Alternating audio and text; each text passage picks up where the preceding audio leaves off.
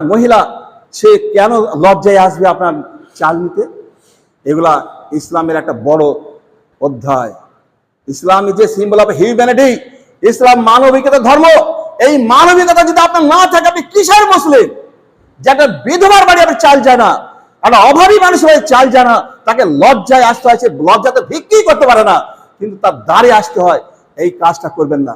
দায়িত্বে যারা থাকবেন তো মনে রাখবেন, হয়তো এই কাজটা সামান্য কাজের জন্যই আপনি জান্নাত পেতে পারেন। ফাতাল বাড়ির 11 নম্বর অধ্যায় 314 নম্বর হাদিস। যদি এইটাই আল্লাহর কাছে সন্তুষ্টির কারণ হয়, ওই বিধবা বাড়ির চালটা পৌঁছে দেয়, আপনি সমস্ত পাপ ক্ষমা করে আপনি জান্নাত পাবেন। কত সুন্দর আপনাদের ফজিলত। তাই এটা মনে রাখবেন, আগামী বছর থেকে যার হক তাকে দেবেন। যেভাবে বলি সব দলিল দিয়ে বলেছি, আপনি দলিলগুলো দেখে নেবেন। আমি আমার কথা মানবেন না, আমার কথা যদি আল্লাহ রাসূলের সঙ্গে মিলে যায় অবশ্যই মানবেন, আমি যত ক্ষুদ্র ব্যক্তি হই।